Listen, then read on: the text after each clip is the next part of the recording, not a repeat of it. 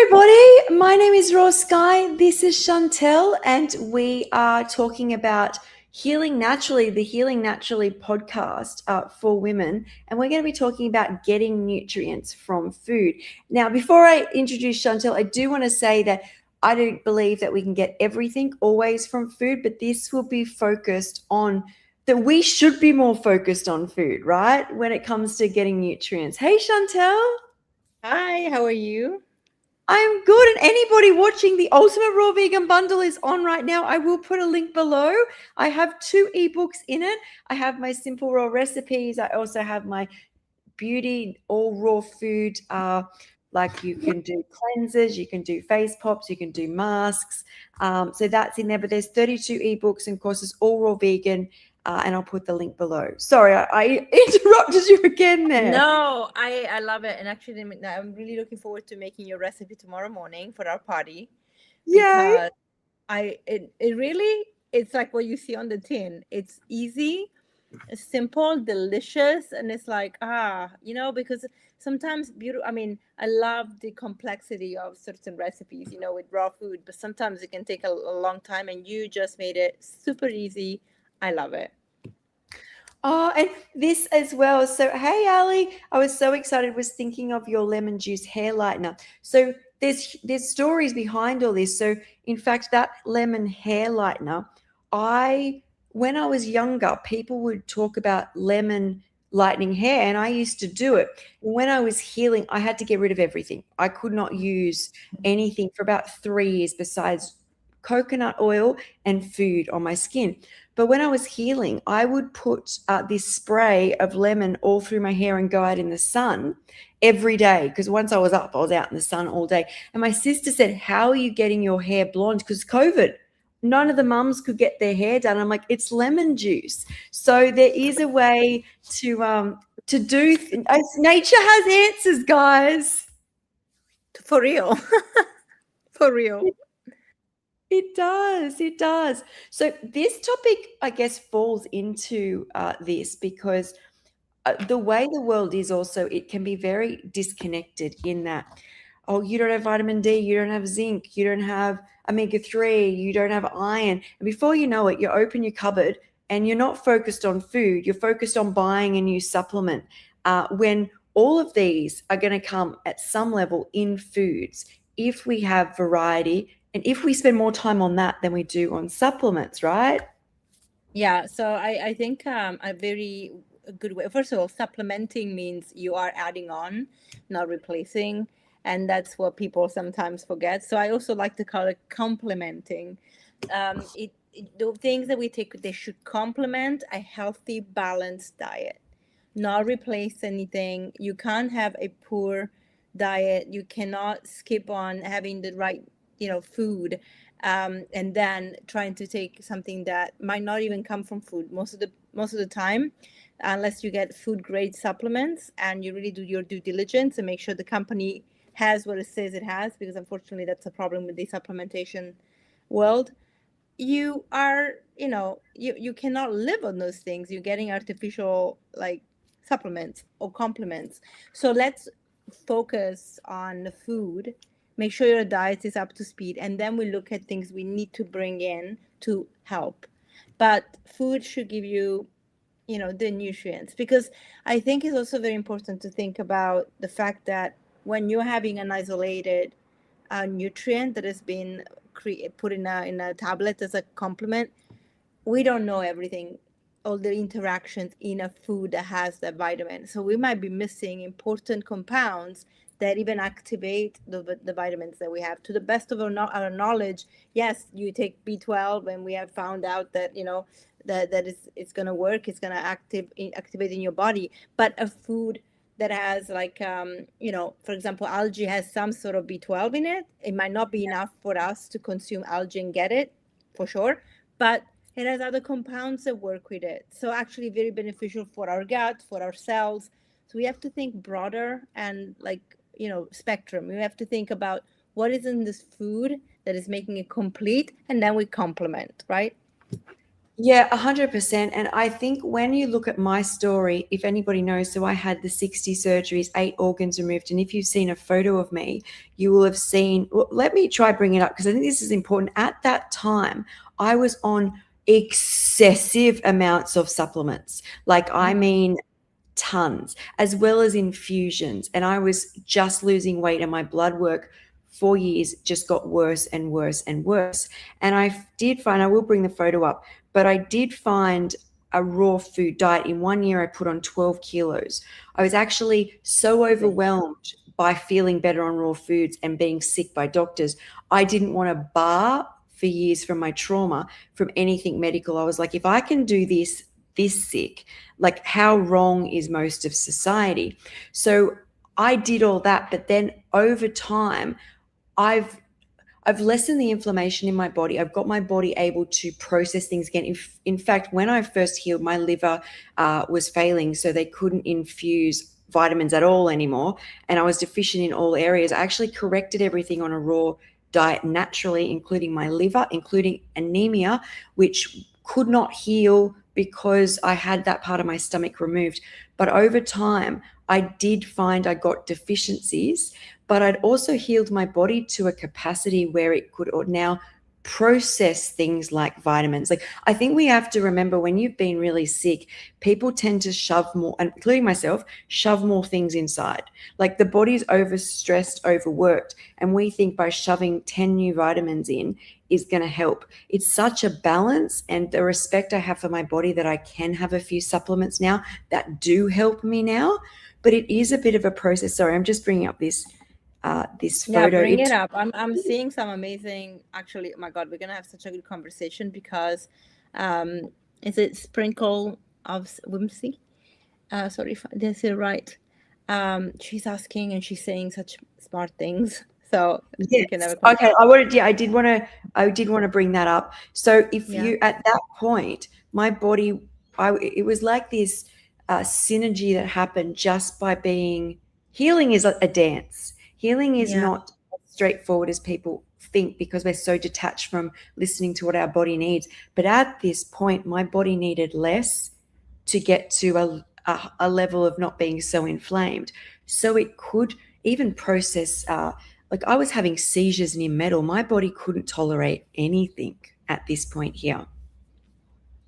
Yeah, you look very depleted. I mean, when I see those photos, I mean, the first time we talked on an interview on my podcast and you told me the whole story, you can see on the video, like, I was in tears because I cannot believe what a legend you are to go from that to now, like, healing and taking it into your hands. And like, that just is a statement that we are miracles, we really are miracles. And if we only understood our bodies, if we only took the time to understand our bodies, we could be so much healthier and so much more vibrant, instead of having this perpetuation of symptoms management that the allopathic system has created. And by the way, I'm not poo-pooing, and I always say this on the allopathic system and here in our podcast, none of this is medical advice. We are not sharing it as advice. Okay, we're sharing conversations, opinions, and making sure that you are studying for yourself and thinking for yourself.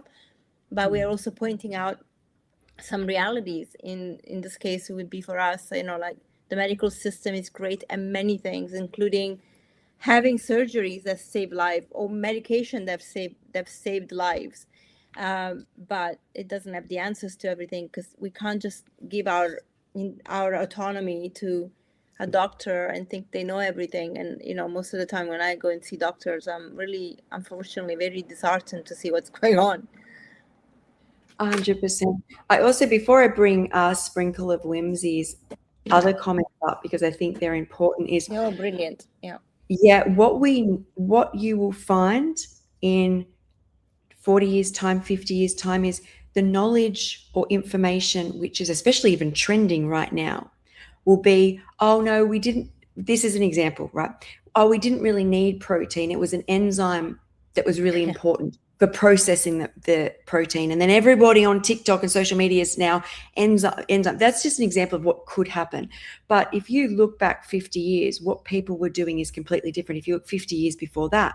So what we believe wholeheartedly whatever the trend is or whatever people are saying will evolve and change. The only thing that has been consistent that I've learned about myself since healing myself when no professor or doctor could completely heal me is how intelligent the human body is. It's where we're talking about a brain trying to work out this complexity which is evolved in a way we don't even know where we came from. We don't even exactly know how this all occurred. And we're trying to say, oh, or a TikTok influencer who's been born for 26 years told me it's a protein deficiency. And I think about how I used to listen to this and how I got myself into trouble. And I think what's really important before I bring these up is I think Chinese medicine, I think Dr. Morse has amazing information, but how does each one apply to me even over time? And people are so interested in filling their head with information, but how I healed was getting away from that information. I'm full of information, sitting outside and seeing what came to me, especially if I tried something, a small thing I changed in my life. How does that sit in my body? If I start to feel better, it works for me. If I don't, I was like, gotta push through. And I wonder how I ended up so sick. Mm-hmm. I have the same experience when I was reversing type 2 diabetes. I mean, I had a lot of fruit, but I couldn't be on just fruit. And even now, with my juices, when I juice, I can have a limited amount of fruit juices, but like I thrive on green juices. Yeah. It's not because of my sugar levels, like they're actually perfect, but I just don't feel great. And eating too much fruit, I just don't feel great. I feel like it's too much. I just love the greens, and maybe it's because again my hormones are changing, so the needs of my body are changing because of the hormones. And I can't just have fruit. I'm never going to be a fruitarian. I just don't thrive with that. And don't get me wrong, I love fruit. Like you inspired me when you were in Thailand, because you were having, like, you saw the durian and jackfruit, and I hadn't had durian in years. And I went to the Asian market not really looking for durian. I didn't, because last time I was there, they didn't have anything of that sort. And then I see the durian in the freezer, less than 400 grams. The package said 400 grams. I weighed it here. It wasn't 400 grams, but frozen for 12 euro, which, it's a treat. I can't have it every day, but it was so good. So I love fruit, but Yeah. but at the same time, let's be realistic, like, and then, but I mean, I love to eat berries every day. Those are just great, and they're so brilliant for the microbiome anyway, and they're low sugar and they really work well. But like things like bananas, I used to eat like 20 a day, 15 a day. Now I, like, I can't have them all the time. They're just, my belly is not happy. Yeah. So there is so many, once again, if we sit and think about all these reasons about the sugar. So first off, when it comes to sweet foods, no matter how young or old the woman is, it's been on my podcast, all of them say the week before their period, they increase fats, they lower sugar, they eat more. So their estrogen's dropped, right? And isn't Yeah, this that's what interesting. and this is what happens in menopause? But also estrogen is so tied to the metabolism of sugars, right? We need that estrogen to regulate blood sugars. And if I have too much sugar, and I did it again yesterday, I was like, because I'm back and I'm like, I want to try doing more the coconut water again and some fruit. By last night, my heart would not stop racing. And I go outside, and the most apparent thing for me is smells, is the laundry's attacking me and my nervous system starts shaking. So these to me are histamine issues. I come inside, another smell sets me off. I'm like, okay, back on the flax and like the green juice, and very quickly it starts to settle. And for me, I hear this in many women with histamine issues that occur as they go through hormonal changes, which I assume Okay. You do as well. Yeah, with histamine, yes, because I was saying, when you, like, the thing is, before our period, if we're still cycling, 3-4 days before our we start bleeding, actually progesterone does need more sugar. So having like fruit like bananas, mangoes, papaya, it's a good thing for progesterone so that we can shed the lining. But it is true that if you have histamine issues, that is just not going to be very helpful because that's going to trigger other things. It's also true that as we get into menopause, now the balance is different, the dance is different, right? The music is different. We're not going to have, because we don't have the cycle, the 4 stages of the cycle anymore. So what we want to do to support progesterone is that maybe every 4 or 5 days we add a little bit of the most sugary nature's sugar, of course, not grains, not flours, but like the pseudo grains like quinoa, buckwheat, but like some mango, bananas, and then we listen to how we feel as well, because we want to progesterone is very important, we want to support it, but at the same time we do become more insulin resistant with our estrogen decreasing. So we really need to balance these things out. Like, and the majority of the time, we need to eat a diet that doesn't increase blood glucose as exponentially. We have to be mindful of that. So greens. Yeah.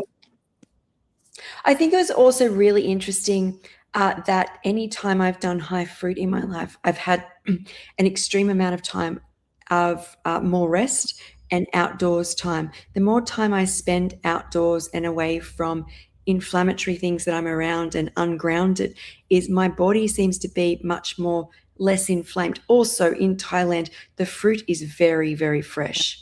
And I assume it's not, I don't know. It just tastes different. It's like being in a completely different reality. I feel also it's really important to understand that we didn't evolve next to these levels of sweet fruit. So people are like, and I believe nature is key, but if we play with nature at somewhere along the line, when we get our plates, we essentially, I believe, need to play again, because it hasn't, if we evolved alongside over, and our microbiome evolved, we evolved, I would have more time for what is on our plate. But only 100 years ago, fruit, you'd get a mouthful of seeds. You would have to sort through what is going on in your mouth. So I think that's really important knowledge. Also, the fact that a lot of people I speak to are really good with green juice, really good with greens, really good with berries. Berries seems to be something that, especially a lot of women our age that I speak to, they're like, I can always do berries. And I think it's so important to listen to, like, this is what I preach the most, because that's what healed me, is listen to our bodies. Totally. Have I lost you? Oh, there you go. I've come back. Yeah, you come back. Yeah, exactly. Listening to our body is so important. So important. So do you want me to bring up here? So Dr. Moore says if you take it, you quit. This is, I think, going back to the supplements. To the supplements, yeah. You quit making it sort of attitude. I think he is so smart, but I'm not sure about that. What are your thoughts there? So I love Dr. Morse, you know that, but I do also think that there are certain things that have come up for me with him, which is, first of all, we talked about this before. He focuses on regeneration, especially of the nervous system. And in that case, his protocols are incredible. Like, they are probably, his protocol when it comes to regeneration of the nervous system is the best. When it comes to cancer, lymphatic system cleansing and opening, I think amazing. But there are nuisances with everything. First of all, some vitamins, especially essential vitamins, we don't make them. So having them, it's necessary if we're not getting them from the food, because maybe some vitamins like B12 would be from, and I'm going to say with a caveat there, they come from animal products. Now, we do make B12 in our gut a little bit, in our colon though, and we don't absorb nutrients in the colon, we absorb them in the small intestine. So things generally don't travel upwards. If they do, we're going to have a problem. So you're not going to absorb enough of the B12 from the colon to live on it, unfortunately. So that conversation for me is really clear. Like, I'm going to go with what science shows, our anatomy shows. Now, there are people that are lucky, they really never take supplements and they don't have a problem. Like, I think Dr. Doug Graham is that person, and some other non-raw people, brilliant if it is you, but the majority of people are deficient. Now, could this be a problem of inflammation, therefore absorption? Yes, but we don't have a study. We cannot do a study, and it would be really dangerous for me to say, let's try, because the aftermath of not having enough B12 is a problem. Same with D, right? With the vitamins. So we have to be mindful of these things. Now, with Dr. Morse, I think a lot of the stuff that he talks about is more like, enzymes, for example. And I think it's true. Of course, if we put something in the body that the body is making, but then the message to the body is we're bringing it in, the body is smart because we don't want toxins to accumulate, because anything can become toxic, like even, even B12, sorry, not B12, D can be toxic. It's fat soluble, it can accumulate. But so the body would be like, okay, we're going to take a pause. So it's possible that you're not making enough enzymes if you bring enzymatic supplements in. But I think there's an argument, like there's a caveat with everything. Like we have to look at the person's stage, what they need, what they have, what they don't have, and then we can make a call. That's why not everybody's going to be on the same supplement. Not everybody's going to be on the same amounts. And this is why testing is so important, right? So with Dr. Morse, I think he's onto something, but I think, again, it comes with nuisance, not a blank statement, Yeah, so what I notice about people who don't take supplements in the community, and this isn't a study, this is just an observation, is they haven't come from the health problems that someone like myself has come from. So if you look at, hang on a sec, something like this is 60 surgeries, 8 organs removed, versus someone like Dr. Doug Graham, who was an athlete and improved his athlete abilities by the raw food diet. And there's other people, but he's just one that comes to mind. I think that's he's done it for so many years, and it's really amazing, Yeah, and people come to the raw diet, but I think when you follow somebody, look at their whole history and at different things. Like, I've worked on my athletic ability at different times, but the general rule is I need to basically replenish. That's what I feel my body is going to be, years and years of replenishment. And when it comes to doing a Dr. Morse cleanse, if you listen to a lot of Dr. Morse's videos and he brings somebody up who isn't dying of stage 4 cancer, they've got such bad diabetes, they're losing limbs. We're talking about extremely sick and congested people. If you talk on different levels, he says, oh, you could try cooked bananas, or you can try stewed apples. Because he always says this, he says, like, it's, detox is an art. Detox is an art. And people tend to just hear, you need to get his protocol and you need to do grapes and that's going to fix the world. But when he talks on very sick people, this is the protocol. But I think most of these people aren't even able to watch these videos because they're so sick. When you're at different levels, I hear how he adjusts completely because detox is an art. But then once you've detoxed, replenishment is an art form as well. I feel like this whole dance has been an art form, which if you took my blueprint and put it onto somebody else, there's parts of it that people could use at different times. But I'm changing always. And the thing that blocks my change is the more I try and follow a set protocol, which is going to fix my life, I'm like, oh my God, I've got myself in trouble again. Pull back, Skye. What are you called to? You're right. I'm just looking at the other. You're right.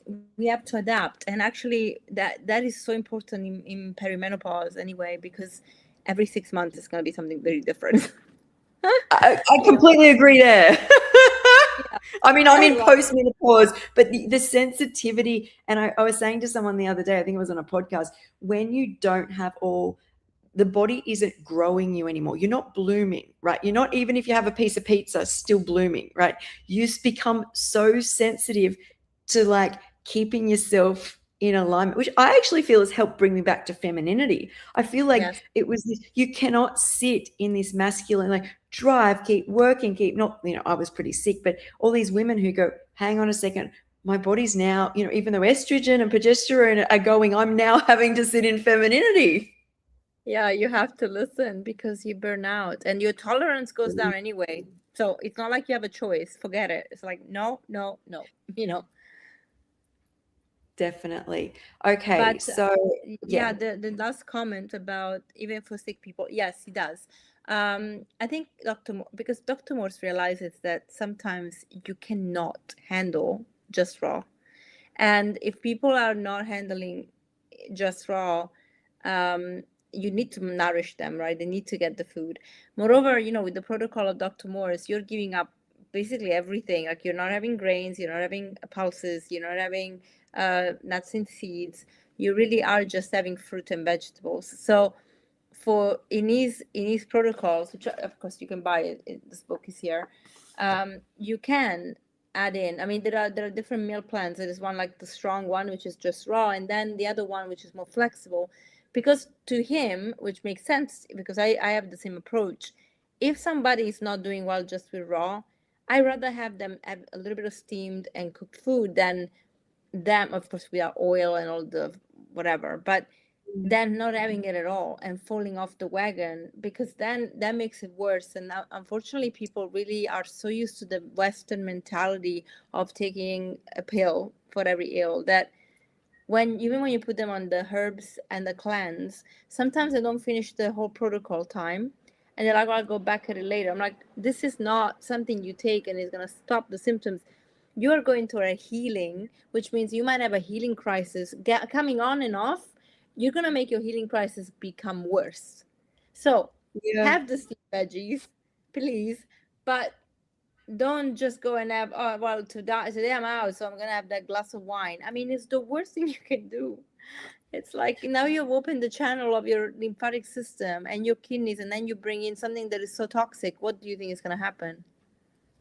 What people don't understand, and I feel like sometimes I can't even talk about this, or the only people who are going to resonate with this are people who are already pretty high up on raw and in their healing journey, is when I healed myself, there's three aspects. So there's the physical, there's the mental, and there's the spiritual. My whole life, everything was fixing this spiritual. So there's all these three problems that have come up together, and they like chop out this. And I'm like, oh, I feel better, but I wonder why it comes out somewhere else. Chop out this, suppress it. Everything seems to get worse. When I started this healing journey, these three components, physical, mental, and spiritual, all started to heal at exactly the same time. And if even one pops up, they all are kind of coming up together. And so when you think about jumping onto grapes, jumping so high onto watermelon, and then doing the hardest protocol and then swinging all the way back out. And what I say to people is, I would prefer you just to do plant-based with one herb or no herbs yet, because you want to get on this spiritual, mental, physical is the byproduct we see as humans that doctors, westernized, only talk about now. We've lost touch. If you go back in history, these things were so connected. And if you listen, Dr. Morse is very intelligent, right? But his videos include all aspects, usually at different stages. But people only want to watch what they think they need to fix. So if Yeah. you're getting you're using the westernized physical approach, I'm going to do the hardest, the fastest, and then you go back to the one which is a spiritual and psychological problem too. What people don't want to do to heal is what I feel I've been doing for the last 5 years, and that is you have to continue to sit and grow.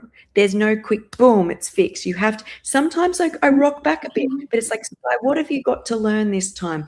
And it's, once again, I feel like you have to be on your healing journey to be able to absorb this, because I feel like you can be very triggered. Because I think what I used to be like, and if you told me this when I was very sick, I don't know how much I'd believe you. I was so indoctrinated, studied science. It was like these all components were separate. So it's food for thought for people who do want to do healing. And when it comes to those things, there's got to be an aspect where it's not all in a book. You have to feel for yourself what's going to work. Yeah, I mean, this is why we're here. I think, nobody can give you the full answers. I think what you need to do is be an investigator, grab things from different sources, and they need to feel authentic for you. You can try, it can work, and it can also not work. You can test things, and that's the beauty of having, freedom of doing these things. Like nobody can tell you what to do, and how to do it. We can guide, we can give, and another comment saying Dr. Goldner's protocol is absolutely not cooked, and that's fine. She saw results with that, and it works. But again, if I have a person with digestive issues who cannot start on just raw, they get there eventually. They can actually get there and heal the gut enough to have just raw if they want it. But at the beginning, I mean, I'm not going to force them into something that they don't feel good on. That is definitely what I'm not, going to do with my patients. I mean, I think it's reckless, and especially because I work with a lot of menopause, and these women, they have like all the symptoms that haven't been looked at in perimenopause. So can you imagine? Have we not done this our whole life? This is kind of what really triggered me when I got well. So remember, when I got well, I had been disconnected from the world. I had come out of just being homeless, but more than that, I'd lost the ability to read and connect with the world. And what I discovered is the decisions I was making about food and putting only raw in my body was because the food loved me back. They were my own insights, my own words. And people go, well, I feel like I need pizza. But the difference between this was I'd put the carrot or celery or even some cashews in my mouth. And as they went through my system, is I was like, oh, okay, I still don't feel very sick. And then as it moved through, I still feel good. And then I have a bit more raw, still feeling good. Have a bit of cooked. Oh, I don't feel good. And this is about me learning that to love me, it was self-harm if I chose to go back and have cooked food for me. This is just for me where I was. And I think you can be so sick that your body struggles with processing a lot of things. So I'm going on this love path of and it passes out the bowel and I'm like, still felt good. That's an I love you food, right? So it was very simple, very almost animalistic, because that's where I was very sick. But then I got into this world where it's like you have to force and you have to detox and you have to feel terrible. And I'm like, oh my God. And I was really panicked because I'm like, that's what I did my whole life. And when I coach, I'm like, to fall in love with a healing process means when you put the wrong thing in your body for you, not right now, practice this for years, you will know for you right now this food is not good. You don't have to go read, you don't have to, and that is a gift to gift yourself in this lifetime. But it takes what you're saying is, where can you sit right now to feel good? Because it's like saying, the higher you go the better. Well, you can just have air and die. I don't want to go there. So it's really is the importance of falling in love with the process, for me, has kept me healing. Yeah. I mean, I have a very young, I normally don't take young clients, but her mom asked me because she's a patient of mine too. But who is, when she came to me, she was not absorbing any nutrients because she had H. pylori and other gut issues. And she also she was on medication. This isn't only, she started coming to me in December. Within 2 months, she's absorbing iron. Her iron levels are up. She's absorbing everything. She doesn't have everyday reflux. And so she's like, I'm really tired of eating a very limited diet. I understand. And on top of it, too much fruit in the afternoon was giving her IBS. And so I said, okay, we're going to let's try and bring in some things and see how you're reacting to it. And she didn't react super well. So we had to go on low FODMAP. And I think, she's young, so of course she loses a little bit the north sometimes, going like, I'm tired of this. I'm like, listen, FODMAP takes about 2 to 6 weeks to be on a low FODMAP, and now we're adding something. She's been on it for 3-4 weeks, not even. And so she's coming this week. We're going to start the introduction. I said, when you start the introduction, you just have to be aware that amounts are important. How you have them is important, and they might not work for you. And you can't, she's like, oh, I understand. I don't want inflammation again, but I'm so tired of this. I want to eat this and that. I'm like, we try to add cacao. Your body doesn't like it. You're getting heartburn. What am I supposed to do? I cannot. You have to listen to you. You are sending me messages at 11 o'clock at night telling me that you had the runs, you don't feel well. Remember, your body's healing. And I told her from the beginning, this will take at least 2 years, because you're 19. It took you 19 years to get sick. She was 16 since she was a child already. There are predisposition in her makeup that make her feel in a certain way, that make her sensitive to certain things in certain part of the bodies. and then other things too. Genetically, or the whole family has digestive issues. So, you know, I'm like, we have to be mindful, and people have to really just think about the time it takes. A healing cycle is normally a 28 days journey, right? It's one healing cycle. It generally takes us many, many, many, many, many healing cycles to actually heal, because the cells regenerate. So, Yeah. I also think there's times where I have done different ways of eating raw, um, hmm, not because they've given me the most energy or the high vibrancy, which can come very quickly, especially if you put juices in or fruits, right? But then I was always getting symptoms at times. So when I adjust and do more greens or seeds or something, I may not feel as high vibe, but to not have a single symptom in my body uh, is what my body needs. Well, basically, I think there's also that learned response, right? Where you don't know how much the body is already overreacting. And that's when the mast cell activation comes in, right? Is you've had so much inflammation, eventually those mast cells do not switch off. You smell something, they're going to go off. You wash your hair, they're going to go off. yeah, The ability to lower inflammation in different ways can be more important than running a marathon. You have to work yeah, out what your goal is, especially I can only imagine. I know what I was like. I think that's why I struggled to find what worked for me as a teen, because you want everything. You want yeah, everything and you want it yesterday. Whereas I think when you get to menopause, you're like, okay, I've got no symptoms. I'm plodding along. Great. I'm doing my, when you've been through what I have been through. But I did check on Instagram, and there is a few people who have said, so I saw Wendy ask who Chantel is. So Chantel and I do a podcast that are weekly about healing naturally, and this is our weekly podcast. Someone said they love this. I saw Jillian. You have to be patient and consistent. You do, and I think patience and consistency is once again that spiritual aspect falls into the mental aspect, which you will not heal unless you're working on, as I said, all three. I think there's more. There's like higher self and different, but the essence of what we need to know is that when you truly step into your healing journey, this journey which I feel I've been on for 5 years, is the spiritual, the mental, and the physical. absolutely. And I want to credit the raw food, by the way. Like, again, in the spectrum, that some people might need to have a little bit more raw, more cooked, and we have to be balanced. Regardless of this, I really want to give a big shout out to raw food, because I think there is nothing in nature that makes you feel so connected as raw food. Truly, it's it takes you to the next level, and I think this is where the spiritual side that we tame down with the cooked food just blossoms, because raw makes you feel raw. You feel everything, you know? You do. I was actually noticing last night. So I think everybody sits at a different level where you can hear, I call it the universe talk. And while the universe talks, I'm in this connection where no matter what I do, I'm healing at some level. And if I personally have done too much apple cider vinegar, and tamari is, of course, histamine issues, is you don't know it. And this is what happens with cooked food. You don't know until you come back up. And like Mm. I will all of a sudden be in bed, and instead of hearing my own chatter, which is disconnect, right? We become separate.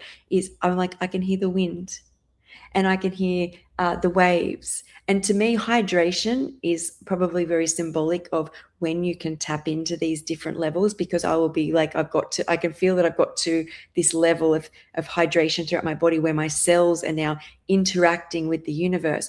But what I always say, and maybe I don't talk about this enough, is when you see a protocol online, no one will sell you a spiritual protocol, because you can't hear it until you're on it. If you've done a juice cleanse, you've been high on raw or fruit, you'll know exactly what we're talking about. But for those new who are like, no, it's my knee. It's my knee. I need to fix my knee. Yeah. No, We are man. so disconnected. And I get there too. And because the disease and the nervous system panics, and you can Yeah, yeah, only hear yeah. your own voice. You're like, what are you talking about? God, I don't care. I just want this fixed, right? Yeah. And I had a something that happened to me like a couple of weeks ago when you were away already. I started having lymphatic congestion that led to swelling from my navel all the way to my knees only that Yeah. side. And I mean, it was in conjunction to me trying vaginal estriol because the gynecologist suggested it, and I pulled back. I'm like, no, I'm just right now I'm having just coconut oil in there. But um, the the funny part is that I don't think that was the thing that actually gave me the problem. I thought at the beginning, but then I stopped it. I only took it twice, so then it came back, the swelling, and I have noticed that I had a ligament that was blocking the left groin lymph node because I injured myself at training. But because I'm so resilient, I feel really no pain ever. Like I feel bothered, but not like incessant pain. I just kept on going. And only when we started doing the lymphatic massages, I went to a Thai girl, by the way. Shout out to Thailand. I inspired you, Julian, and a Thai massage over in Europe. I love I know. that. And she was like, I don't know how to do lymphatic massages. And I'm like, I'm gonna teach her to do it. And she does it the best. Like, because when I went to a massage therapist that does lymphatic, I honestly hated it. Like, I didn't feel anything. This woman, I just told her, this is how we do it. We push it towards the center, and then you go towards the kidneys. Which again, big shout out to Dr. Morse, because it's true, it works the best. She has helped me so much, like I do a lymphatic massage every day myself, and then I went to her for 2 weeks in a row every day, and now I'm going like twice a week. And amazing. I just do half an hour with her, and she is incredible. Like, it really works so well. And I've noticed that the pain from the groin is loosening up, because now the tendon that, or whatever ligament that was inflamed, is starting to cool down. And of course, having the raw food has been amazing too. So I get out the soy, like the tofu, and amazing, like just having raw. I mean, because of I don't have a full catered kitchen right now. All the time, I I probably need to still rely a little bit on tofu at some point, because I just can't make more elaborate food, and I can't just live on salads. It's crazy. But because I can't make a lot of things that go with the salad. So, but honestly, like when you need to heal, you just have to do it. Like I've done that week on juicing, remember? Yeah, Oh yeah, my yeah. gosh, that's the best thing ever. Like I didn't want to stop. I only stopped because I was losing too much weight. Otherwise, I'd be like, I love juicing. It's like, it's easy, it's great. I love Nama, so you put everything in there, does everything for you. I mean, what, like, if you if you experience these things, but we have to be careful. We need the nutrients, and so we have to have a variety. On raw food, you can have variety, so please do eat your favorite foods, but have variety. Otherwise, you can get deficient. Yeah. And I think another thing is and just in this raw vegan bundle, which is on at the moment, is as much as we are all raw vegans, we all have our own ways of doing it. And you'll notice that in our ebooks, we have different tendencies, different likes, different combinations. And I think that should really reflect each person. And I actually don't think I could do it if I was just strictly doing one person's recipes, right? Is you're being inspired by others, doing varied recipes, really, really does help in different ways. So, there's more questions here. Going back up here. Let me see. Part of sensitive to sugar. Oh, hang on. I think I'm going to go further back up here. Okay. No, I don't. Where are you seeing the comments on YouTube? Oh, sorry. I'm scrolling back up. Can you see them in the comments? So in the software, they should be to the right for you. Yeah. The last one is from Wendy. Oh, yeah, no, in our actual platform, not on the screen, there should be an ability where you see private chat and comments. But I'll just bring, so there's part of perimenopause so sensitive to sugar, it takes me out, and I'm not type 2 or anything. It's so strange. It can do that to me as well, but I won't just say it's just sugar. What it feels like for me is, once you get, probably for most people, to menopause, is because you've lost an amount of hormones, you've gone through this change, is your ability to process things lowers. So you become hyper aware of sugar, for example. I notice at different times it affects me in different ways, but it's not just sugar. I've become to this place, and we were talking earlier about how it's almost like I'm sitting more in my femininity because it's not possible to charge through anymore. My body won't, if something affects me, I get such a bad mast cell activation reaction. Yeah. This question is actually great. Yes, you become more sensitive to sugar, to glucose, because you become more insulin resistant with perimenopause because your estrogen is going down. Yeah, I So remember looking at yeah. that, and it was all air. Like it was so surprised. There was just this long list of all the places it regulates in different ways your blood sugar and progesterone as well. Sorry, I interrupted you there. No, it's true. Maybe what we can do though, because we're talking about how to get nutrients from food, we can actually tell people where like the best places to get some nutrients and Yeah, for inspiration perhaps. So this is your 100%. food, your food. Why we think that having a lot of food is good for you? Well, first of all, fiber. Okay, so although it's not a nutrient because you don't actually absorb it, fiber is a nutrient for your microbiome. So your gut absolutely needs fiber. It needs all kinds of fiber, soluble, insoluble. You just have to really, really like make sure that you have these microbiome loving foods, so we're talking of leafy greens, vegetables, herbs, sprouts, nuts, seed, psyllium husk, which is amazing, chia, I already mentioned that, like all the fruit, onions, garlic, leek, like anything and everything, just bring it into your body. And then, so fiber is incredibly important. Without fiber, we just do not have a good thriving life. So please don't listen to these carnivores online who blame fiber for digestive issues. If we have digestive issues, the issue is the gut microbiome not being in the right place. So we're talking dysbiosis, okay? But when it comes to fiber, I mean, I actually, we have now a study that shows that the carnivore diet is damaging to the gut, and the gut, we know, is important for everything else. So we have one study that just came out, really happy about it. So I want to see how these guys are going to swing it, but don't listen to them. They're crazy.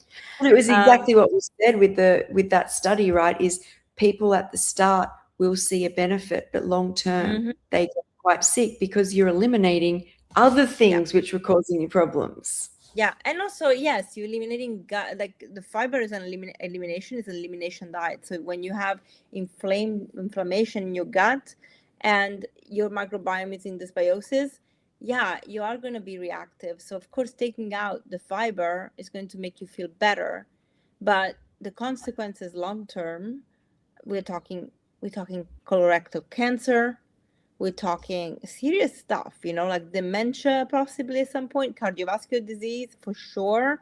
Like everything that the microbiome working would prevent is going to be an issue. So not worth it. I saw somebody was underrated food.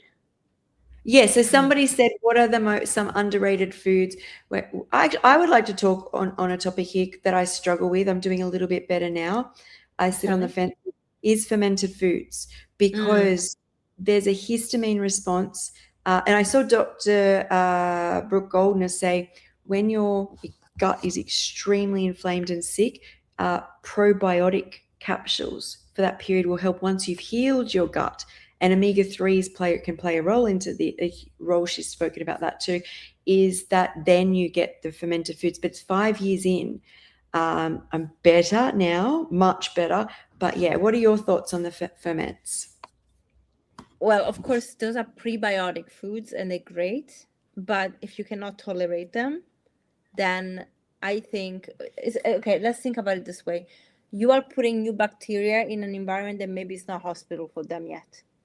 Yeah. So I think when you have a leaky gut or impermeable gut, the issue is your immune system, which is sitting behind the one cell just behind your gut lining, will be triggered, and they will see these new bacteria coming in and thinking, "What are you doing here? Who are you?" Like, "Let's show me your ID," kind of thing. And I like that. Where's your ID? me, and I'm gonna take you to jail because I don't know you. So You're off the microbiome jail, straight to bloke. the immune system police is like, oh no. So I think if you're not in a place where your environment is hospitable to these new bacteria from probiotic food, I think it's crazy to bring them in, right? Like because it's many different varieties. It's also the environment they've grown up in. Like there's so many things that can that can define what this probiotic food will do to you. So what about, well, how do we go about it? Well, allow your body to create new bacteria by bringing in prebiotic food, and that's your fiber, and that's the variety of food without having to go for fermented food yet, because fermented foods are brilliant, but they're also a little bit more acidic, okay, than non-fermented food. So we have to also think about the chemistry here. So I would say just focus on prebiotics, which are basically your fiber. And then with time, as you heal your gut, as you become less reactive with your immune system, then you might be able to start with some fermented food. I see people that never could have fermented food. When they add fermented food in, they do better with things like kefir and not really sauerkraut or kombucha yet. That takes a bit longer. And maybe it's got to do with the acidity of the food. I'm not sure. I think you're right. When it comes to, especially when I first was doing more raw foods, is I could look in the mirror the next day and see the alkalinity's gone off, the acidity in my body's gone off. You know how someone who's quite acidic, and I notice things with, even though my hair is dyed now, my blonde hair will sit whiter. My skin overall will not have this like yellow tinge that tends to come with acidity. And I noticed, not so much now, but at the start, my body would take on acidity at such a high level. But the thing about working on myself for 5 years is how strong you start to become over time, and you start to learn and assimilate different things. I believe in general, there's not one person I haven't heard of that doesn't say that they benefit from green juice, that green juice makes them feel really amazing. And I believe it's minerals. I saw a podcast yesterday just talking about the depletion of our soil and describing how plants, what they have, it's not their fault.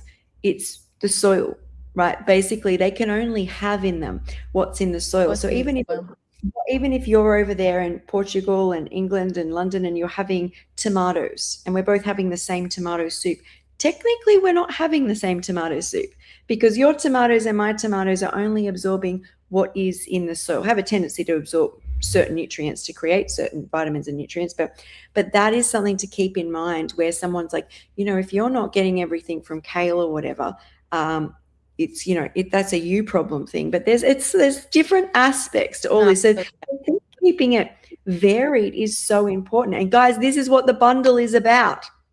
I'll drop my link in for you guys. There's so much information, education, recipes. It's like a little support system. And hopefully, Chantel, you'll join us next year and share your education too. Thank you. I will definitely do that. I love to do it. And I love the bundle. I got it as soon as it came out on Friday. So I love it. Oh, good. Yeah, I was like, of course I'm going to support, but also like it's good information. It's I haven't even had the time to look at everything, but like, there is a lot of I mean, to be honest with you, €50 or $50 for that amount of ebooks with so many recipes, some courses also, like Dr. Graham and Chris are doing a course together. There is Dr. Dina that is doing a course on detox actually in there. If I just bought a book with 400 recipes, raw recipes, secondhand, and I paid €36, okay, for it, because I really wanted a book that had a lot of recipes. And I love it, but it's one book, and only because I really wanted a physical book. I love physical books. But with the bundle, it's such an amazing like level of worth for money. Like it's just worth it. So it definitely is. If you're on Instagram, the link is in my bio. I have dropped it here on YouTube, and it should be, I will drop it on Facebook as well. So somebody over on Instagram has said, have you seen people heal who are extremely sick? You're looking at Yes. her. You're looking at her. Like that, I've had 60 surgeries, 8 major organs removed. I was literally in a bed for 20 years. I had full-time carers from when I was about 25 up until 40. And I got so sick. I've had shingles through the eye. I had a rare congenital disease.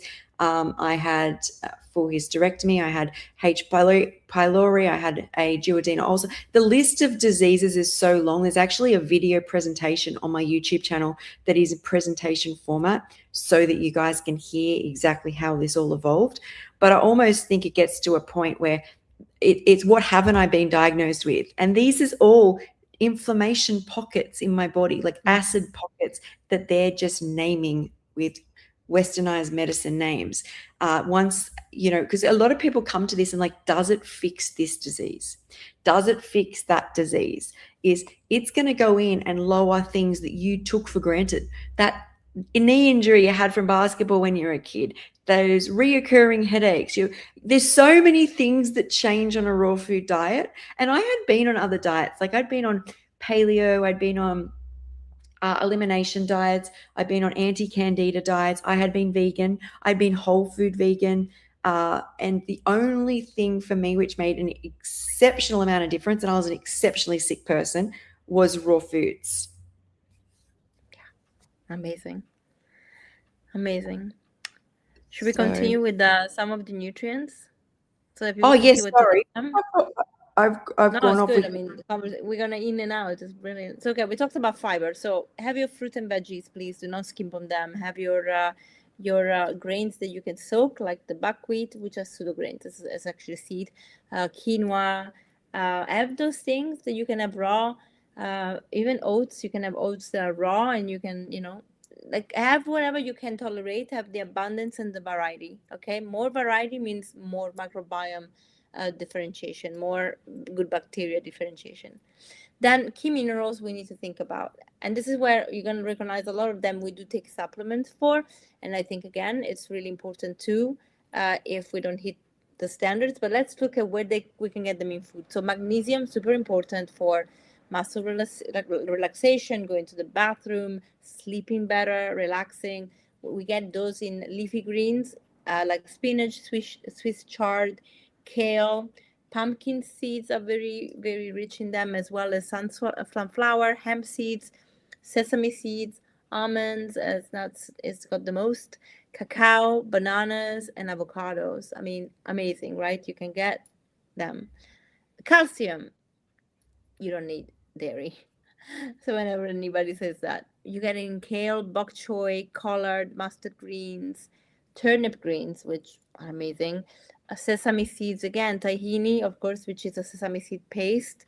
Did you find the raw one in Australia? The raw sesame seed paste? Yeah, tahini. So I hadn't bought tahini in years. I just bought it recently. I'll have to check it. I got an unhulled tahini. I usually make, if a recipe calls for tahini, because I'm so sensitive, I would just get sesame seeds and not to, like if it's 1 tablespoon, I'll do 2 tablespoons. If it's 1 tablespoon of tahini, so I'll have to look. But do you have to be specific? Is it usually roasted? Is it? It didn't say roasted.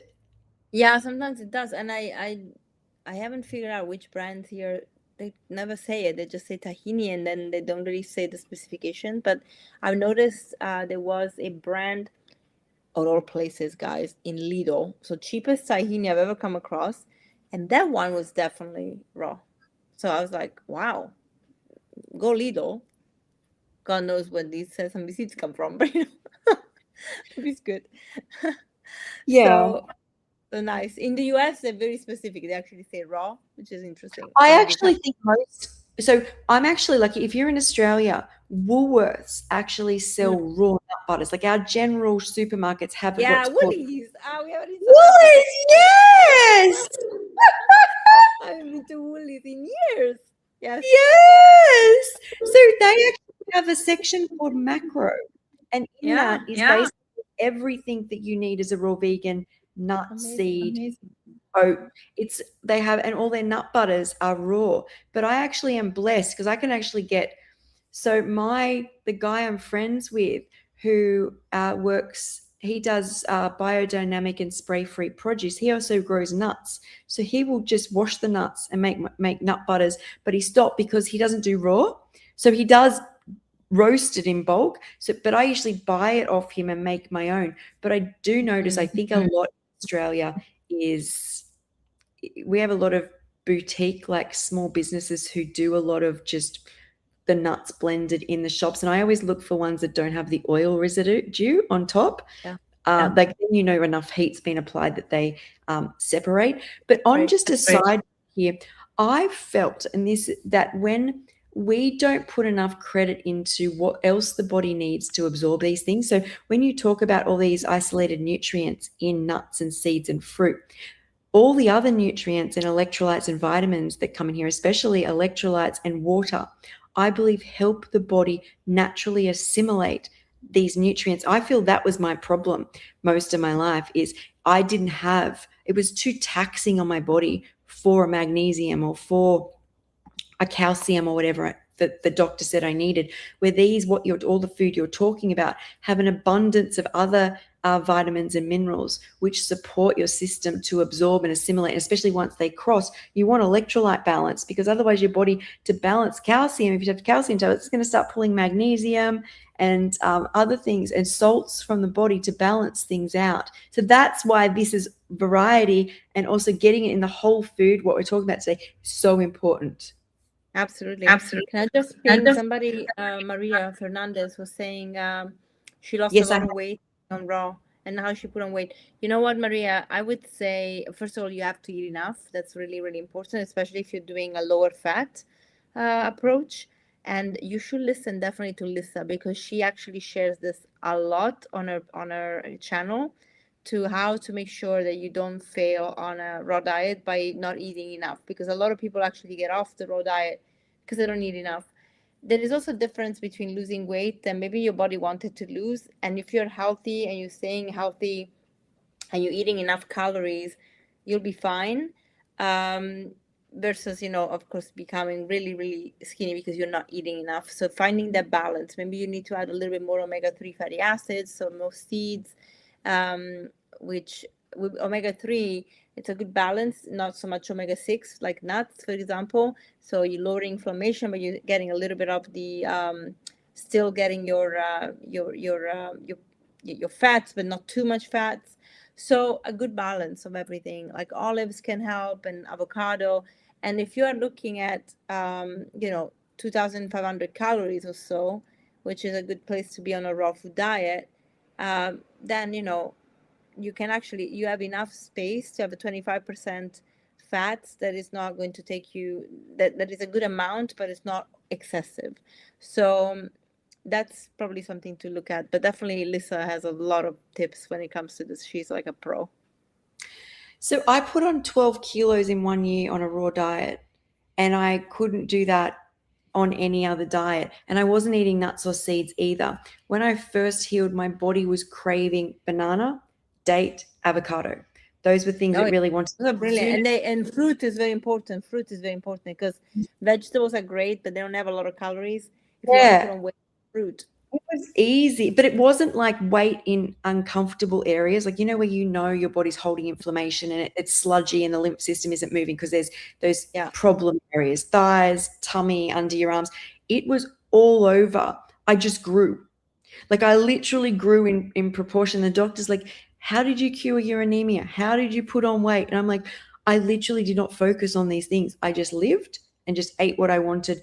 And as I said, I just ate fresh food. I did not for the first couple of years eat anything from a packet so it's definitely I believe that things like avocados and dates are there for those times where the body needs more, because a lot of people are like, well, I'm supposed to do 10% fat, and it's like, well, when your body's healed, it can run on that more efficiently, move into 20, 25 when it needs to. But if you need extra support, those things were great for me, so that might help. Yeah, that will help for sure. So in some way, but finding that balance, Yeah. So take it back to nutrients. We're on Nutrients. cal. So we are on calcium. So yeah, you can get from greens, tahini, almonds, chia seeds, broccoli, cabbage, oranges, figs. I mean, nobody thinks oranges calcium, but really, figs have a lot of calcium. Sprouted legumes. So if you are, Doug Evans, for example, has an amazing book which I have here. I showed it on my Instagram yesterday. I have been sprouting, and in my office is perfect because it's warmer. And so 2 days I have so many alfalfa sprouts. And by the way, alfalfa, amazing, so healing, and even Dr. Morse loves them. They're his favorite.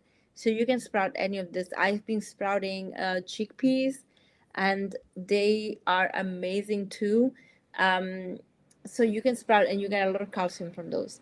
Potassium, obviously every fruit and vegetables, but things like leafy greens, cucumber full in potassium, melons, tomatoes, amazing. Iodine, we're talking a seaweed, okay? So we're talking about sea vegetables, dulse and nori have a lot, kelp has a lot.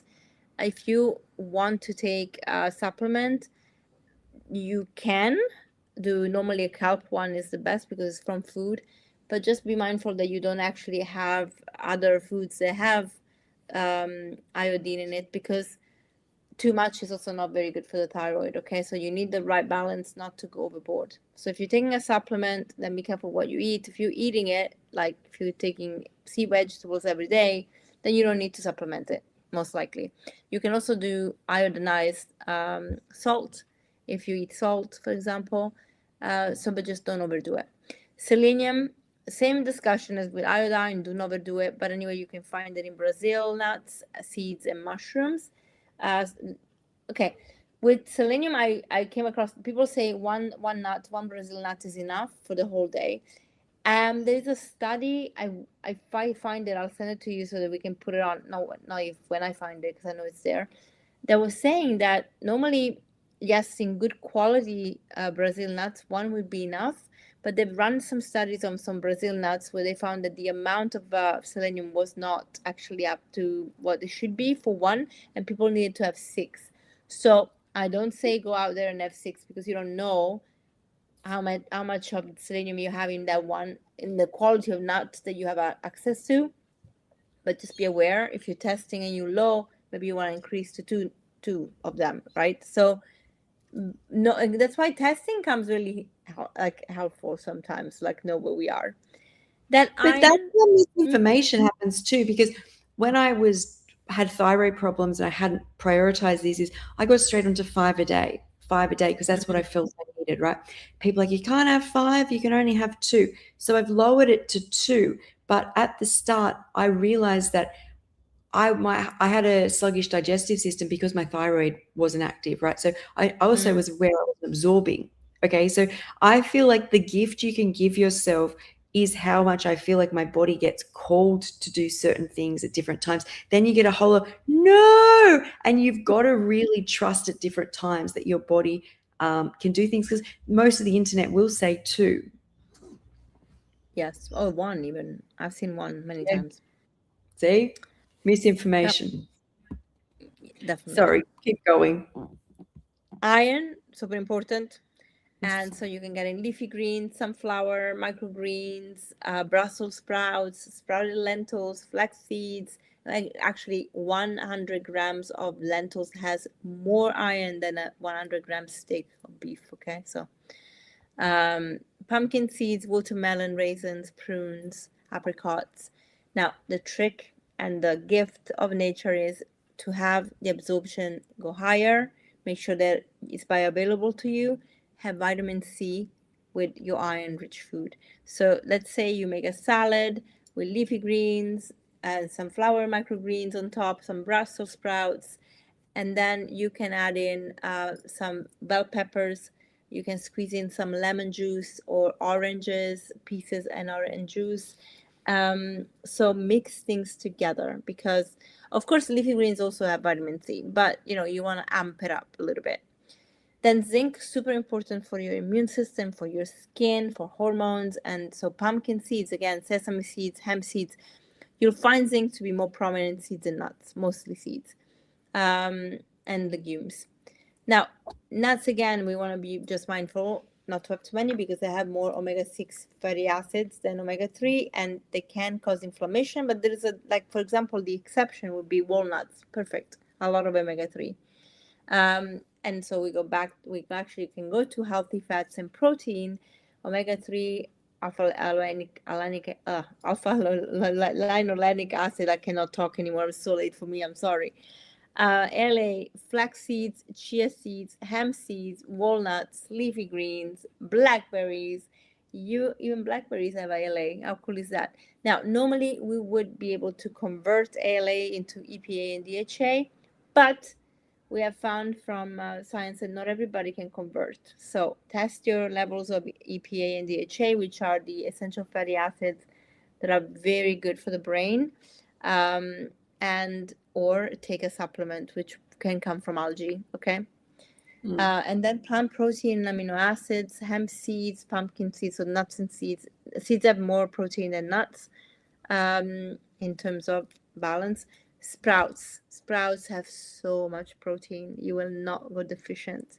And you can take things like natto, which is a soybean that is fermented. Yeah.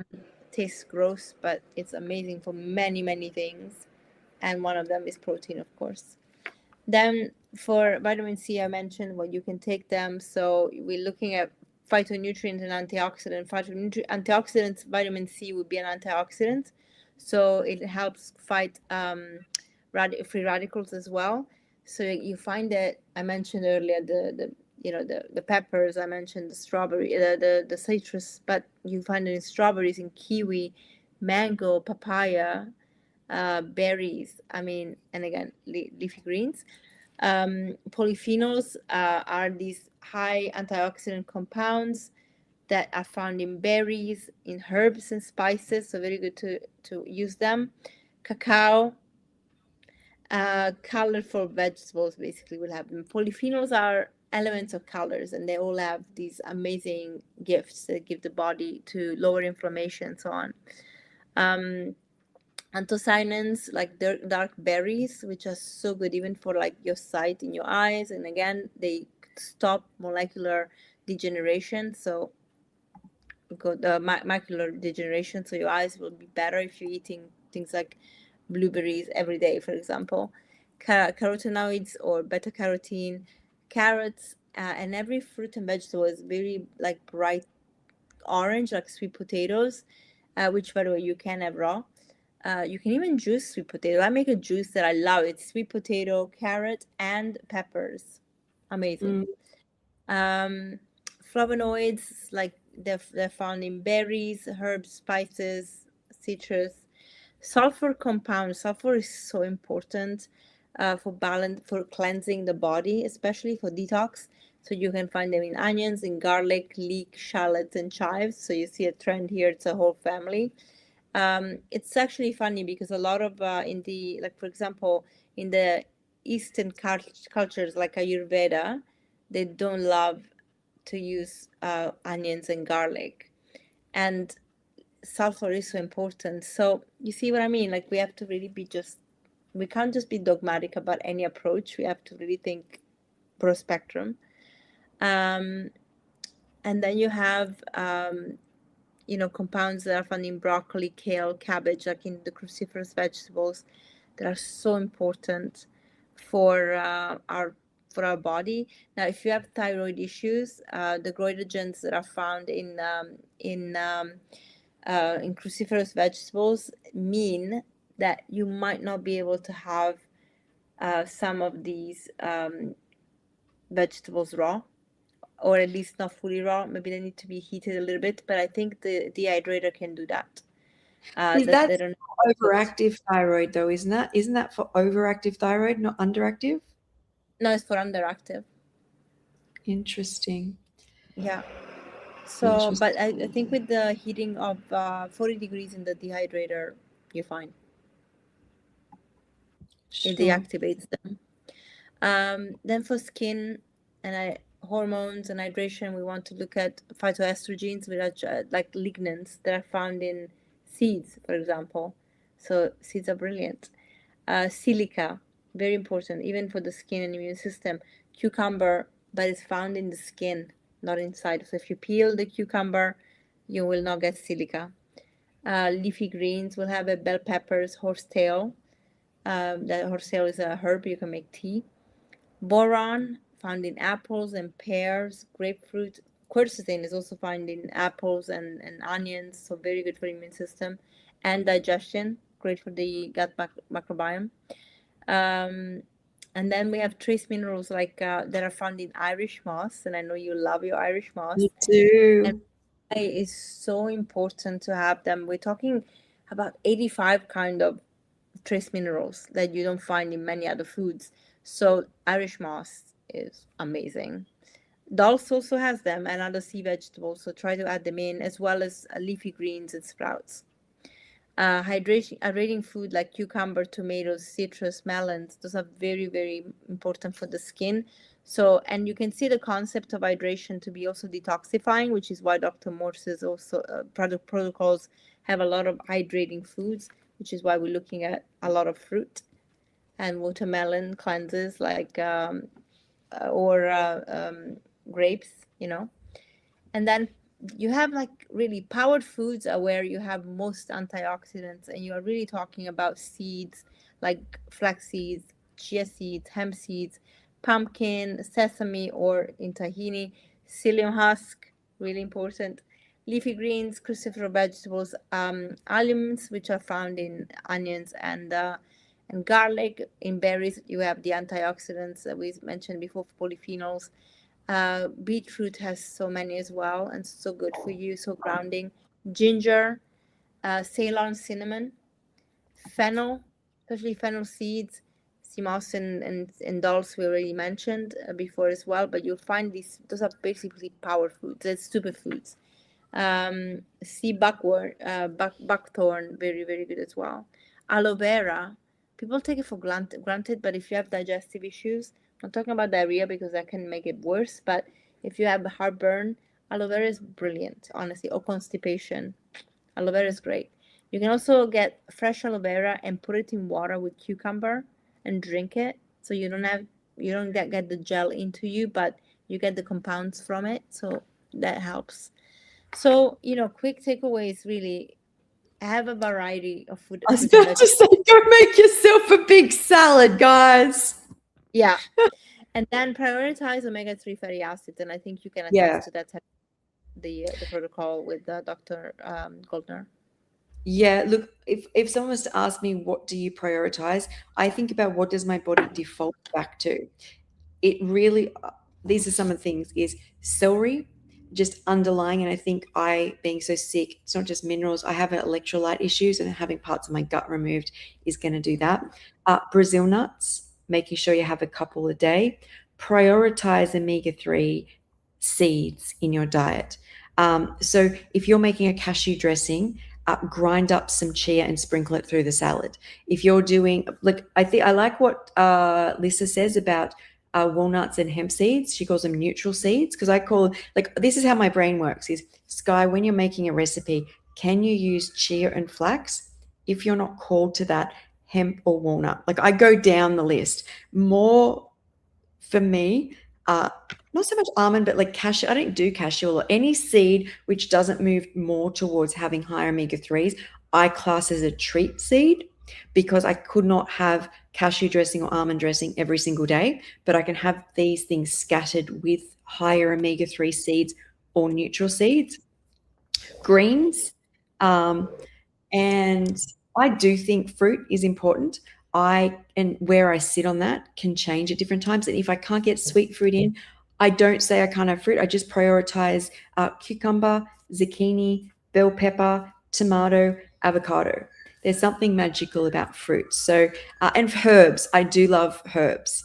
So what are we saying here that I do? Nuts, seeds, fruit, vegetables. I do love sprouts. I am a lentil girly. I will soak them and eat them, or soak them just sprouted. And they are high in DAO. and diamine oxidase is important for, especially I don't have a stomach.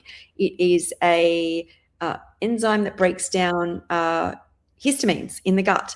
So I think that's why I'm like, these are the foods. These are what I would call my staple diet. It does change, but I notice I default back to these things for Yeah. me.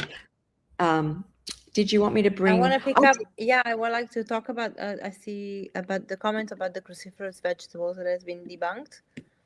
Can I comment on that one? It's a very good one to clarify people. Sure.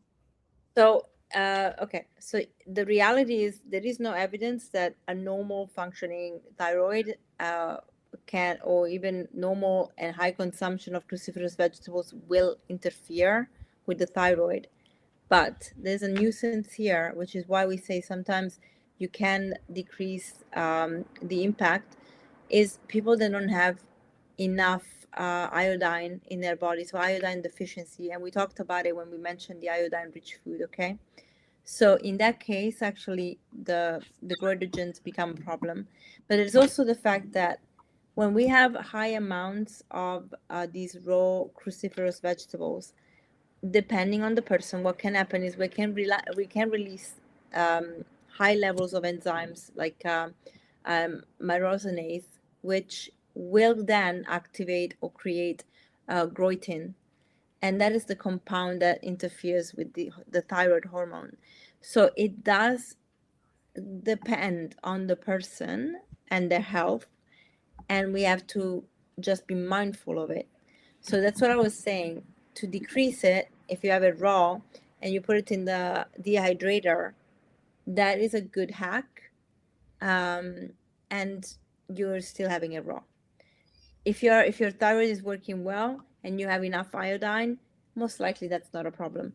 But again, you need to check what's going on with your body, right? Because otherwise we're guessing. So thank you for bringing it up. Sure. I did want to talk just on this one as well about the cellulite.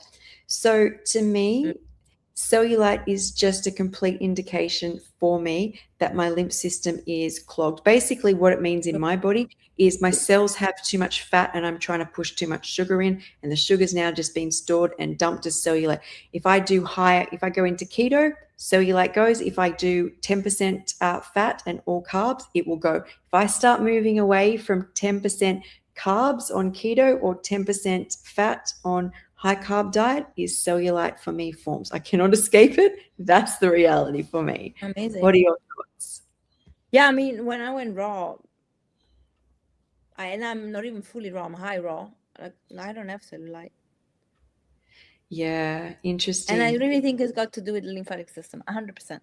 Yeah, 100%. So my lymph system will clog. This is where I notice it most is when I start clashing two completely different energy sources, and the cells are just like, it's not getting in. Sorry, I just remember something when you were saying something else. Sorry, I was go for talking it. about nutrients. We cannot forget choline. Because I was talking about EPA and DHA, and they're amazing for the brain. So we might have to take a supplement. Choline is equally as important for the brain, but not only. And you can get it in. We're talking about cruciferous vegetables. You can get it in cauliflower a lot. I think it's the most amount of choline in a vegetable. So if you like cauliflower, please do. It's amazing. You can do it. It's so easy to eat as well, raw. You can do what do they call it now? You can you can freeze and then thaw it, but we have a name now. Kendalize it. They call it Kendalize. Kendalize. Yes, Because of Chris Chris Kendall did a whole book in 2023 on soups and stews that are raw, and he pre-freezes. It's quite easy to do, little veggie bags. And then you wake up in the morning, take it out, and by that night you do a warm sauce and you've got a hot stew with veggies. And it's amazing because it changes the texture. So with choline, one thing we don't talk about enough, but is really, really important, is that it manages the amount of homocysteine that we are detoxifying from the body. So when you have low choline, it can impact your homocysteine levels. Not alone, it comes with B vitamins not being enough and so on. So choline is amazing. We want to make sure that we have a good amount. It's also a acetylcholine, so it's also a neurotransmitter. Yeah, So it's, and then research. yeah, uh, and the information that comes out now on the gut-brain axis, and basically all that serotonin and dopamine that's in the gut is so important. So, we're wanting healthy guts here. So the other one that Lisa brought up is micronutrient, which is it's a vitamin, is vitamin E, but that's in a lot of the greens and nuts and seeds as well, Everything. right? Yeah. Yeah. That one if you eat a whole food diet and you have a lot of variety of vegetables and fruit, that one you don't have to worry about. Yeah, so I went across to Instagram and there's lots and lots of comments. But I will bring up how tired are you? Oh, you've gone mute. You're so tired. You've gone mute. No, we can talk. No, go ahead. Tell me. What Oh, are the sorry. I'm comments? looking at you on Instagram. We're a little lagged, so I couldn't Oh, hear sound yeah. and your mouth was moving. Okay, so I'm gonna just do some of the more important ones. Oh, okay. This I did want to talk about. So, what foods replace estrogen blockers? I refuse to take what I don't know what an estrogen blocker is. Yeah, what do you mean, estrogen I don't. blocker? Maybe this person. I think this person may be confused. Are you saying you refuse to take maybe HRT and you want to Or get maybe estrogen? are they taking estrogen blockers because they have cancer? Or yeah. Oh, sorry. I was on an estrogen blocker when they put me in chemically induced menopause. So they're possible. Look, food can do miraculous things, but in my experience, when I went down this rabbit hole, this is for adding estrogen. I assume there is estrogen blockers. They're quite weak because there's actually different estrogen receptors in the body. So a lot of the phytoestrogens sit on the weaker E2 Yeah, receptor. and they don't impact. They kind of they supplement, if it makes sense. They really don't impact the pathways. There's no evidence that they do. Yes. I think I reckon that the way that nature would have designed it is we feel more stable having Yeah, something like that. But there's so many benefits in those things. I always think of flaxseed when I think some of the pumpkin seeds have it as well. Um, yeah. but so I'm not sure what that one means. But coming down, somebody's spoken, a couple of people talking about greens being very expensive. They Okay. replace and have organic lettuce mixed with microgreens. Yeah, microgreens can be very expensive, but you can grow them at home. And also sprouts, very expensive to buy, but you can make them at home Oh, they're cheaply. so cheap. I Sorry, mean, because I'm on my counter. They're the cheapest raw food. You can yes, literally so and cheap, you can yeah. make them at home, so don't buy them already made. Don't buy them already sprouted, please. Make them at home. And you get so much more nutrients, which means if you are struggling to buy different kind of salads, leaves, or whatever, because prices are going up, it's true, but you rely on the sprouts, you are getting way more nutrients anyway from grown than just having grown leaves. So really leverage that. You can have your little garden in your kitchen, even if you're in an apartment. If you're lucky to have a space outdoor, whether it's on a balcony or in a garden, grow your food. Really grow your food. The Oh, simplest food to grow, you know? yeah. So sorry, this girl has commented. She said she was put on estrogen blockers or recommended them for breast cancer. Okay. Um, and so, look, isn't the discovery now, from what I know from research, now I've gone more down the rabbit hole of people who have had complete hysterectomies, and that is that estrogen replacement after having it actually protects from breast cancer, except if you have, it's very rare that genetically it would be switched on. And Yeah. but this is more swaying because there is more tendency when you do have a uterus and getting more of the estrogen from that to set it off. So, what have you learnt about? Yeah, I Because mean, some when it people comes to are food, still practicing that, right? They're not practicing modern research. no, sometimes I don't, but I also think it's okay when it comes to food. At the again the soy conversation, and this doesn't apply to raw, because obviously soy is not. I mean, edamame is raw, can be raw, sprouted, I should say. Um, but if you're like any the wheat, the seeds and the and soy, again, the phytoestrogen do not work on the same pathways, or they don't Mm. work, yeah, they don't activate the same pathways as your own estrogen, or from estrogen from HRT.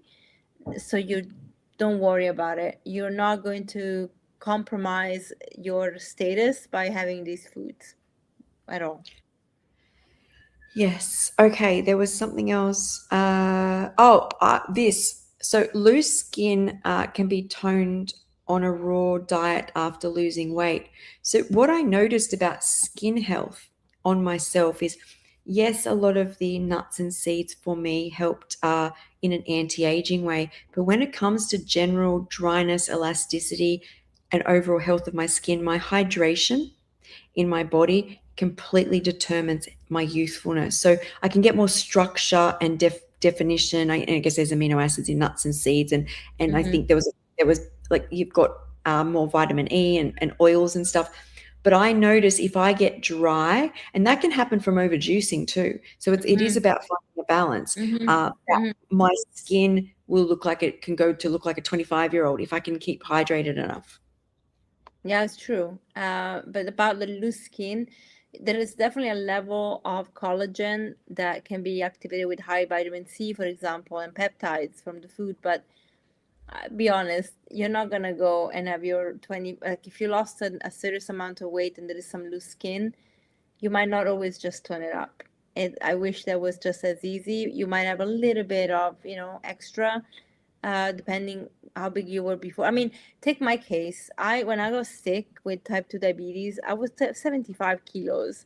I'm 52 kilos now. So that's quite a bit of weight. And I do have a little bit of flabbiness on my belly, because that's what I put on all the weight because my liver was all toxic. And that's where I noticed that I have a little bit, when I'm doing planks, for example, like gravity takes over. Oh, that's what we notice That's as we get fun. older, right? We're like we could defend ourselves from gravity, and now we're at gravity's mercy. Yeah. And so I'm like, all right then. And I actually spoke to a doctor. It's like, well, we can do this injection of this very powerful. You don't have a lot to really tighten up, but so it will take one session, and you can just put this high collagen and then stimulate it with some lights. And I'm like, okay. And she's like, it's only €1,000. I'm like, I think I'll keep the flab. Damn it. Ah, €1,000 for like a shot of collagen. These people are nuts. And I don't mean it yeah, as a pun.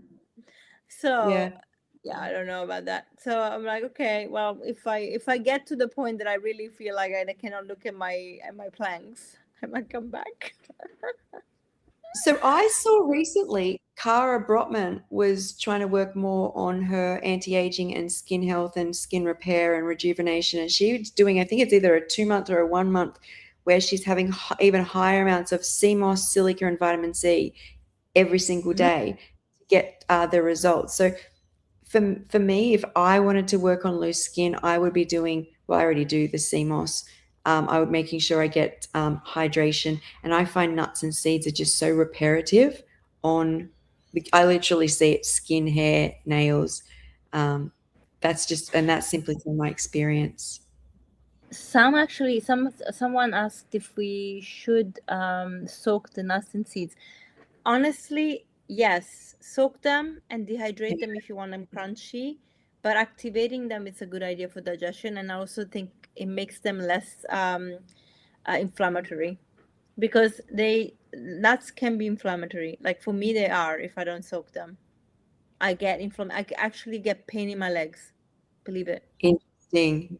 Yeah. I didn't used to be, but I don't know whether I was eating enough or maybe I was still inflamed and didn't feel it. But when I recently started to soak, I did notice a massive difference. I also noticed, so when I did, and this is something to be mindful of, and I spoke to Tony about this, is when you do cleanses or detoxing, when you do like a juice cleanse or you do mono fruits, is what I notice about myself and other people I work with is the pushback after.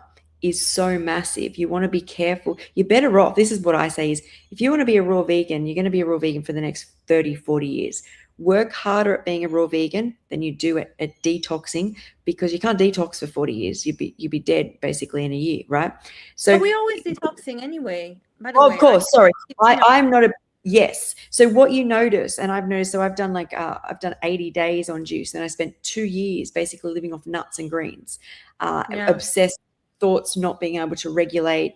I noticed after I did grapes for just 3 weeks, I got my first cravings where I'm like, I want pizza. I want to order pizza. Why do I want pizza? And that was a small to me. That's not like where people do months and months, right? So just be careful, because your body is more intelligent than you. You think it's not. We think reading all this information, but when you come out of a state of this, you're like, I'm going to do this to fix this. People don't address the post effect, which can really get into cycles as well. So I thought that's from my experience with doing something like that. totally. Okay, so yeah, I think that's basically it. Unless there's something else you wanted to talk about. I think that's it. We were talking about the nutrients. I think we mentioned the most important ones. I think, again, the takeaways is make sure your diet is really varied and you care for what you have, and don't stress. Like, just be consistent. Be consistent. Don't think you have to be perfect, especially if you're at the beginning of your journey, because perfection is the killjoy of progress. Yeah. Okay, guys, get varied. Definitely go check out the Ultimate Raw Vegan Bundle. I will post it after these videos. Some people say it takes at least 1 year for the body to change in results of health and more.